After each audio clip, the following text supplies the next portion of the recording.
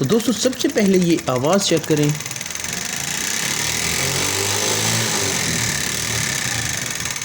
जी तो दोस्तों ये आवाज़ किस टाइम पर आती है, कौन कौन सी वजूहात होती हैं जिस वजह से ये आवाज़ आना शुरू हो जाती है, इस वीडियो में आपको इसकी सारी मालूमात हासिल होगी। होंडा सीरीज़ 70 2011 मॉडल ये बाइक है, तो इस इंजन में से आवाज़ आना शुरू हो चुकी थी। ये देखिए, जिन बाइक की ट्यूनिंग नहीं होती, टाइम पर ऑयल तब्दील नहीं होता, तो इस तरह के मसलों का सामना करना पड़ता है। तो इस बाइक में ऐसा महसूस हो रहा था जैसे इसके इंजन में से कनेक्टराट की आवाज़ हो। तो जब इंजन मुकम्मल खोला जाता है तो तकरीबन 14-15 हज़ार रुपये का ख़र्चा होता है, लेकिन भाई हमने इतना ख़र्चा नहीं करना। कम से कम बजट में मैं आपको इस इंजन की आवाज़ को स्मूथ बिल्कुल साउंड प्रूफ करके दिखाऊंगा। तो सबसे पहले हमने इस मैग्नेट को बाहर निकाल लेना है, उसके बाद हम इस प्लेट को बाहर निकालेंगे, कोयल प्लेट को बाहर निकालेंगे। अगर आपके पास औजार हैं, अगर आप काम का शौक़ रखते हैं तो आप खुद ये काम कर सकते हैं। इस वीडियो को सेव करें। ये देखें, इसकी हम चेकिंग करेंगे, टाइमिंग चेन, रूले वगैरह। ये ऑयल पम्प की गरारी मैं आपको चेक करवाना चाहूँगा। ज़ाहरी तौर पर ये बिल्कुल ठीक 100% सही नज़र आ रही है, लेकिन ये टूट चुकी है दोस्तों, ये अंदर से टूट चुकी है। इसके दांत वगैरह भी बिल्कुल ठीक हैं। ये देखें, अब हम इस गरारी को बाहर निकालेंगे। ऑयल पंप की गरारी होती है, टाइमिंग के चैन के साथ ही ये चलती है। इसने नीचे से ऑयल उठाकर हेड के ऊपर सप्लाई करना होता है। तो मेरे भाई ये देखें, ये ऑयल पंप की गरारी टूट चुकी है। ये देखें, अंदर से ये टूट चुकी है गरारी, ये घूमने की वजह से। तो नीचे जो सी शाफ्ट थी वो फ्री हो चुकी थी, शाफ्ट अपनी जगह पर रुकी हुई थी जिसने ऑयल पंप को सप्लाई करना होता है। तो अब हम इस ऑयल पम्प गरारी को बाहर निकाल चुके हैं।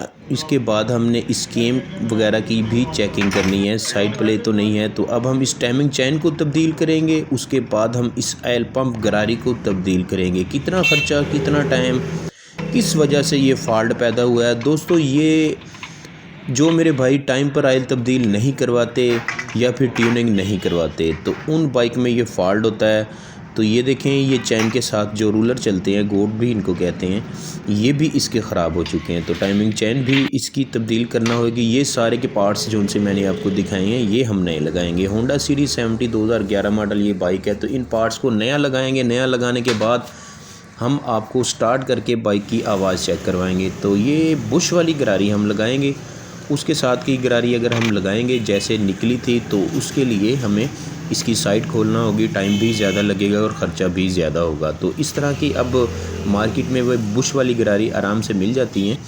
तो ये इसकी फ़िटिंग आराम से इजी तरीके से इसी साइड पर हो जाती है। तो मैग्नेट वाली साइड से ही इसकी हम फिटिंग करेंगे। सबसे पहले हम ऑयल पम्प गरारी की फ़िटिंग करेंगे। दोस्तों ये है तरीका इसका। ये देखें, सबसे पहले हमने इसके बुश को शाफ्ट के ऊपर लगाना है, फिर गरारी को अंदर रखना है। अब हमने इसकी उल्टी चूड़ी होती है, जिस साइड पर खुलना होता है उसी साइड पर ये टाइट होगी। उल्टी चूड़ी इसकी इसलिए रखी गई है, तो जब बाइक स्टार्ट होती है ताकि इसी साइड पर घूमना होता है, तो ये खुलने का ख़दशा होता है, तो इसलिए इसकी उल्टी चूड़ी रखी गई है। तो अब हम टाइमिंग चैन की फ़िटिंग करेंगे दोस्तों। ऑयल पम्प गरारी को लगाने के बाद उसको फ्री होना चाहिए, बिल्कुल इजीली घूमनी चाहिए, वो हम चेक कर चुके हैं। अब हम टाइमिंग चैन की फ़िटिंग करेंगे। तो यहाँ पर केम भी हम बाहर निकालेंगे, इसकी भी चेकिंग करेंगे। जब ये मोबाइल की सप्लाई बंद हो जाती है हेड पर, पहले भी मैं आपको बता चुका हूँ, ऑयल पम्प गरारी का काम होता है नीचे से ऑयल को ऊपर उठाना। ये देखें, ये खुशक होने की वजह से यहाँ पर भी ज़रबें आ चुकी हैं, लेकिन बाइक की कंडीशन के मुताबिक, कस्टमर की बजट के हिसाब से हम इसी केम को दोबारा लगा देंगे, लेकिन यहाँ पर ऑयल लगा लेंगे। इसकी फ़िटिंग से पहले हम इस केम के ऊपर अच्छे तरीके से ऑयल लगा लेंगे। दोस्तों पहले भी मैं आपको बता चुका हूँ, अगर ये कंप्लीट इंजन करना पड़े तो 14-15 हज़ार रुपये के करीब इस पर ख़र्चा होगा, लेकिन इसकी आवाज़ें हम इसी साइड पर जो सा काम किया है, इसके बाद इंशाल्लाह आवाज़ें बिल्कुल बेहतरीन हो जाएंगी, बिल्कुल साउंड प्रूफ बाइक हो जाएगी। तो आपको भी चाहिए, आप 1000 किलोमीटर के बाद आप अपनी बाइक के ऑयल को तब्दील करवाएं, ट्यूनिंग करवाएं। स्टार्ट में आपने देखा होगा, जब मैंने मैग्नेट कवर उतारा था तो इसके अंदर कितना कचरा पैदा हुआ था। तो दोस्तों बड़े रूलर को लगा चुके हैं, हम छोटे रूलर को लगाएंगे। इसके बाद ये टाइमिंग होता है, इसके टाइमिंग का दुरुस्त होना भी ज़रूरी है। अगर टाइमिंग इसका ठीक नहीं होगा तब भी बाइक का साउंड भी नहीं बनेगा, उसके बाद इसकी पिक भी ख़त्म हो जाएगी, स्टार्टिंग में भी मसला होगा अगर एक दांत। तो इसलिए टाइमिंग का दुरुस्त होना बहुत ही ज़रूरी है। तो इस तरीके से दोस्तों हमने ना ही इस बाइक का हेड को खोला है और ना ही सिलेंडर को खोला है, हमने सिर्फ मैग्नेट क्वायर प्लेट को बाहर निकाला है, इसमें से ऑयल पंप गरारी की फ़िटिंग की है, टाइमिंग चैन की तब्दीली की है, उसके साथ रूलर वगैरह को लगाया है, मैग्नेट की सील होती है, ऑयल रिंग होते हैं उसकी फ़िटिंग की है।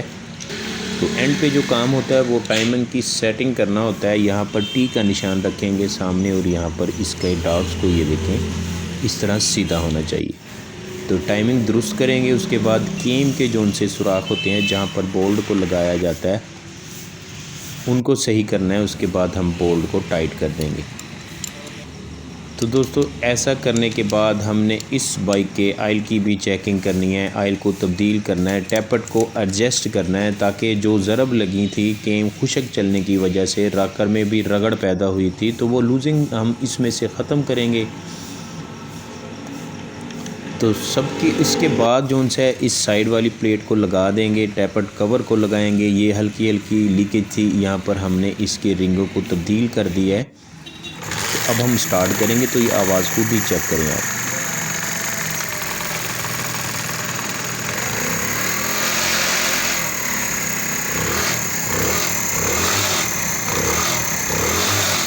तो यहाँ पर ऑयल का आना ज़रूरी है, ऑयल पंप की गरारी डाली थी हमने इसलिए इसकी चेकिंग भी करेंगे हम।